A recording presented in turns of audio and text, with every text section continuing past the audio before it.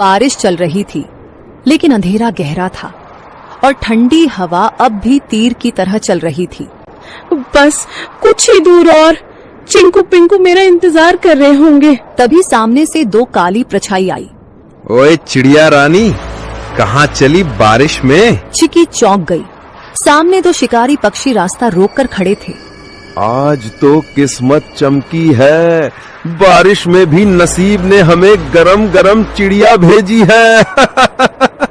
आज हम चिड़िया तुझे खा जाएंगे। अब चिकी चिड़िया के सामने यह नई मुसीबत आई थी।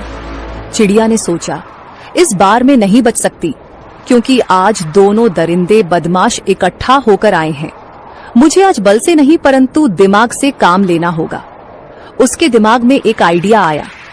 जब दुश्मन को हराना हो तो उनमें फूट डालो, जिसे दुश्मन की ताकत आदि हो जाती है। तुम दोनों बहादुर शिकारी हो ना, और मुझे खाना चाहते हो ना, परंतु तुम दोनों में से जो सबसे बड़ा शिकारी और सबसे ज्यादा ताकतवर होगा वही मुझे खाएगा। मैं तो सबसे खतरनाक हूँ, पंखों से पंजे तक मौत हूँ, मौत। तेरी औकात नहीं मेरे सामने, मैं तो उड़ते परिंदे गिराता हूँ। तू मुझसे बड़ा शिकारी नहीं हो सकता। तो भेड़ो ना, दिखाओ असली ताकत। मुझे तो वही खा सकता है जो सबसे ताकतवर है। दोनों शिकारी जल उठे। कौवा उड़कर सुल्तान की ओर झपटा। सुल्तान ने पलटवार किया। सबसे पहले मैं तुझे खाऊंगा, फिर इस चिड़िया को। तू खा नहीं पाएगा कालू। दोनों एक दूसरे को नोचते हुए हवा में झगड़ते हुए नीचे गिर पड़े। दोनों की हालत खराब हो गई और बेहोश हो गए। चिकी इसी मौके का फायदा उठाते हुए चुपचाप वहां से जल्दी उड़ते हुए निकल गई। उसके मन में एक ही बात थी, बच्चों तक पहुंचना है, बस अब देर नहीं। चिंकू और पिंकू कांपते हुए बैठे थे। बारिश अब थम चुकी थी, लेकिन डर अब भी घोंसले में था। तभी हवा में एक जानी पहचानी गंध आई। चिंकू, मेरे पिंकू, मैं लौट आई। मम्मा, हम कब से राह देख रहे थे कि आप कब आएंगी। मेरे लाल, तुम दोनों ठीक हो ना? डर तो नहीं लगा? बहुत डर लगा मम्मा, बिजली भी चमक रही थी। चिंकू बार बार बाहर देख रहा था। मैं तो कह रहा था ना जल जाएगा। बेटा, कभी कभी डर जरूरी होता है, लेकिन बहादुरी ये है कि डर के बाद भी टिके रहो।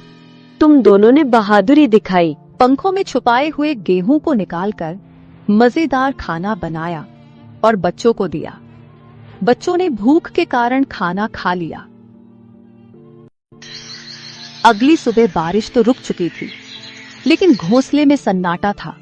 सूरज की हल्की रोशनी घोंसले में पड़ी तो चिकी ने देखा, चिंकू एक कोने में पड़ा कांप रहा था। उसकी आंखें आधी खुली थीं और शरीर तप रहा था। चिंकू, ओ बेटा, क्या हुआ तुम्हें? मम्मा, बहुत गर्मी लग रही है, पूरा बदन जल रहा है। हे भगवान, बुखार इतनी तेज, अब मैं क्या करूं?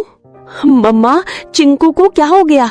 ये तो बोल भी नहीं पा रहा है ठीक से। चिकी ने खुद को संभालने की कोशिश की, लेकिन उसकी आंखों में आंसू भर आए।